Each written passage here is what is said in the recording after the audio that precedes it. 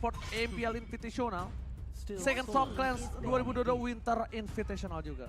Ya, baru satu season ya bisa dibilang untuk seorang Baloyski ini hadir di teman-teman Geek, tapi ternyata udah banyak banget prestasi yang ditorehkan oleh teman-teman Geek dengan adanya seorang Baloyski. Tapi kalau kembali lagi ke arah draftingnya ya, kita melihat adanya Frederin dan juga Valentina bersama seorang Moskov juga.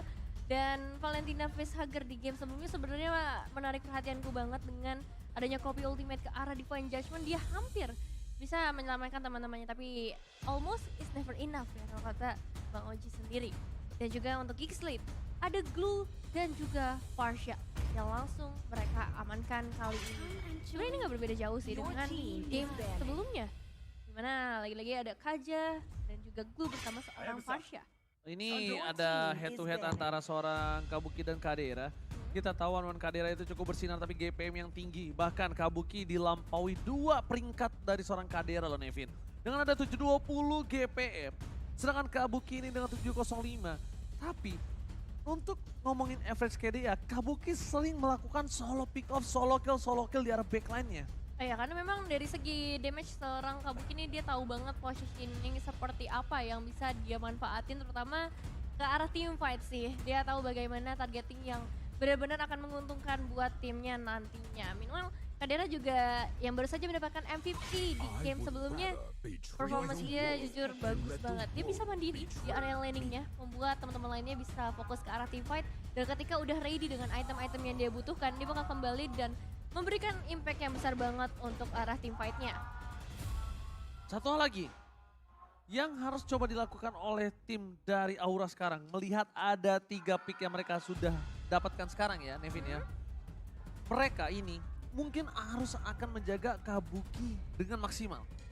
Walaupun Kabuki ini mengcounter pergerakan dari Glue itu sendiri, tapi kalau di adjustment all in terhadap seorang Kabuki, itu juga menyelesaikan harinya dia untuk hari ini Nevin. Iya, benar. Banyak banget yang harus diperhatiin nih sama teman-teman dari Geekslate maupun dari tim Aura Fire.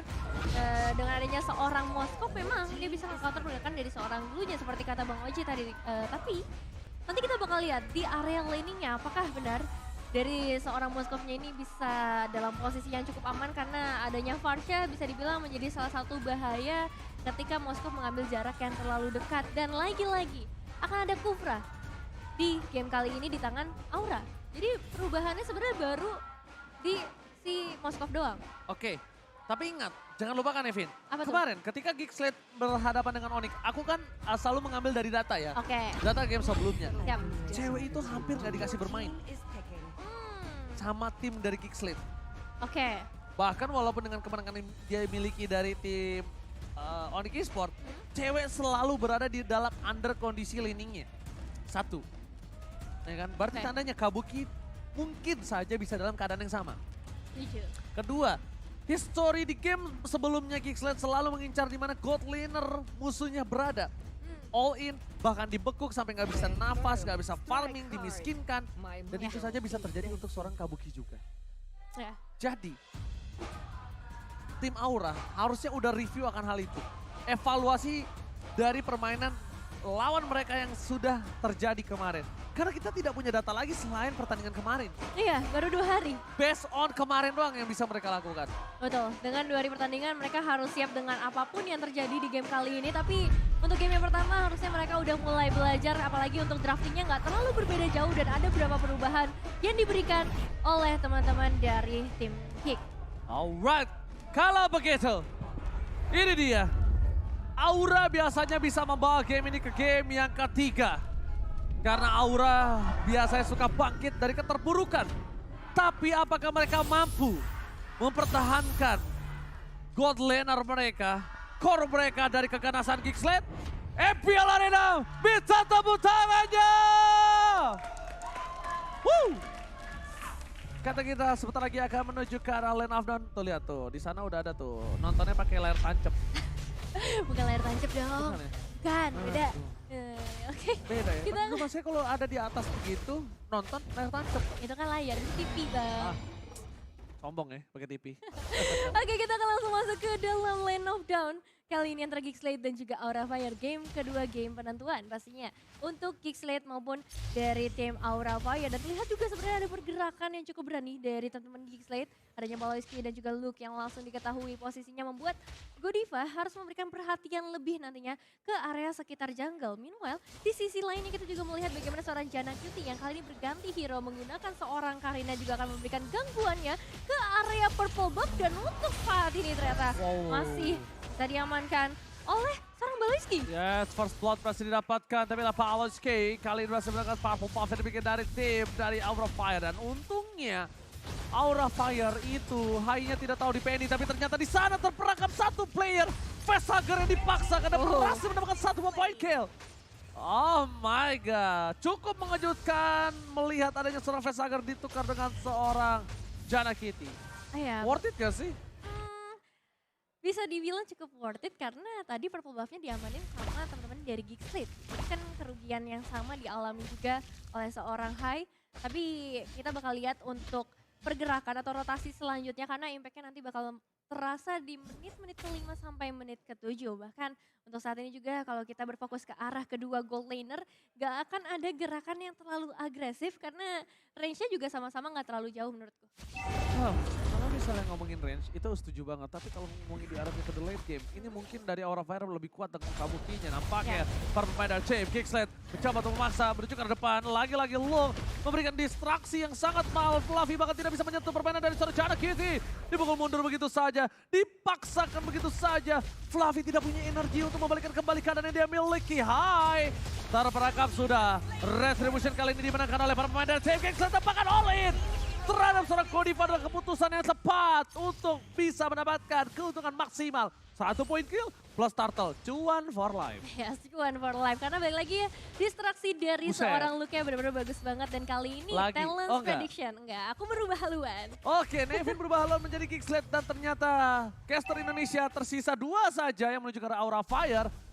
Koko Lim dan juga Akang Ranger Emas. Akang Ranger Emas. Tapi baik lagi ini adalah sebuah prediksi dan kita bakal melihat nanti kenyataannya seperti apa realitanya.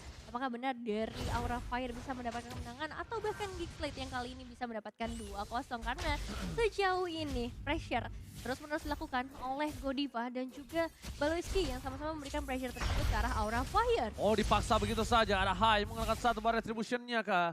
Berhasil mencoba untuk mendapatkan satu, tapi lihat Little Wonder lagi kembali di tangan dari seorang Geekslate. Masalahnya, Little Wonder yang dia pegang ini adalah Little Wanderer di bottom lane jatuhnya. Kenapa aku bilang masalah? Informasi harusnya dipegang oleh tim Geekslate full dengan adanya kondisi tidak bisa melakukan ganking. Luke, di adjustment didapatkan, benar extract bahkan Hai terperangkap. Jepiting yang dilakukan oleh seorang Luke membuat seorang Hai terperangkap di garis depan dan bahkan coba bisa ditumbangin begitu saja tanpa ada following up damage. One last hit, berhasil selamat, tim adjustment bahkan mau gak mau dikeluarkan untuk mendapatkan Hai di depan sana. Luke mendapatkan Hai bersama dengan seorang Facehugger tapi Fluffy is coming. Geekslate kali ini harus kehilangan seorang Luke dan juga Aboy. Keuntungan jadi di tangan dari tim Geekslate sebelum Kabuki kali ini juga menjadi kerugian untuk tim Aura Fire. Iya, karena hype-nya berhasil ditumbangkan dan kalaupun Luke harus tumbang sebenarnya nggak jadi masalah yang begitu besar. Cuman pergerakan yang bagus juga dari Aura Fire untuk langsung melakukan trapping di area top lane. Dan kalau kita melihat ke area emblem ada perubahan sedikit di mana dari seorang Aboy-nya bakal lebih fokus ke arah damage dengan HP yang begitu tinggi dari Aura Fire nantinya akan memberikan damage yang lebih maksimal juga. Meanwhile, untuk Valentina dari seorang Facehugger akan fokus ke arah Mystery Shop terlebih dahulu, memaksimalkan potensi keuangan dan juga ekonominya agar item musician-nya nantinya akan lebih mudah didapatkan oleh Aura Fire. Di arah bottom lane, turret berhasil didapatkan dominasi Kadera. Ini benar-benar bersinar banget Kadera semenjak season kemarin. Nama Kadera ini selalu menjadi pilihan utama dan bahkan dipencatman, dibalaskan kembali dengan Tyre Red. Instant pick up dari seorang Kadera nggak bisa dibentuk kembali. Hai, terperangkap tapi malah Facehugger yang menjadi korban kedua. Aura Fire, apa yang terjadi dengan Aura kali ini? Apinya meredup dan bahkan Geekslate menyiramnya dengan air. Melihat mereka empat hilangkan. Aura Fire What happened Naya Naon? Wow, 3 pemain harus hilang. Meskipun memang mereka bisa melakukan sedikit efek push di area top lane, tapi ini nggak terlalu worth it sih. Karena bahkan kalau kita melihat ke area mid outernya udah sangat amat sedikit Godiva mencoba melakukan satu buah inisiasi, tapi masih ada Wings by Wings yang bisa dikeluarkan oleh seorang Aboy. Bahkan lihat Reds dibuka. Baru ada satu Purify, Godiva di garis depan. Mencoba ditangkap oleh Luke. Di-all-in oleh seorang Aboy. Aboy, sang missing puzzle dari Geekslate. Akhirnya benar-benar membuat mereka perkasa dari game kemarin. Walaupun Geekslate tumbang di tangan dari Odi. Tapi memang permainan Aboy ini menjadi jawaban untuk seluruh pemain dari tim Geekslate. Iya, dan jujur sejauh ini Geekslate benar-benar leluasa banget buat mainin seluruh hero mereka, seluruh strategi mereka, karena belum ada jawaban dari Aura Fire yang terlihat. Kalau kita ngomongin ke arah itemization, ada yang cukup timbang dari kedua marksman kita, Golden Staff, dan juga Corrosion udah diamankan oleh seorang Kadera. Meanwhile, dari seorang Kabuki masih butuh waktu yang lebih lama, item dan juga uang yang lebih banyak untuk bisa mendapatkan item berikutnya. Wow, dengan adanya purple buff yang dijagain ketat oleh seorang Godiva.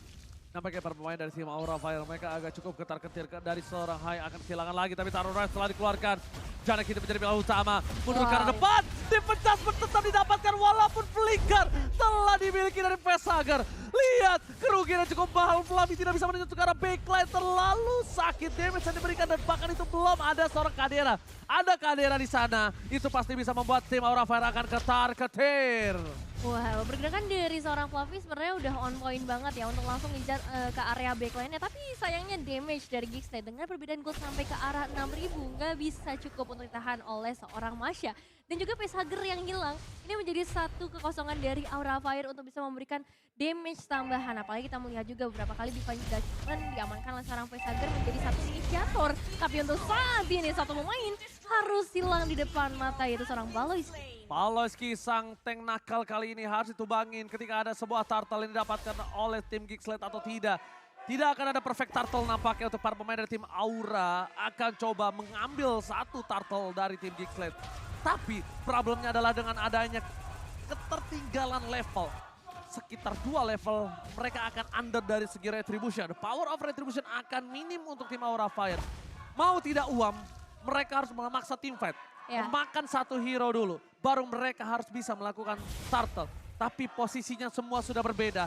Keadaan kembali lagi menuju ke arah Geekslate.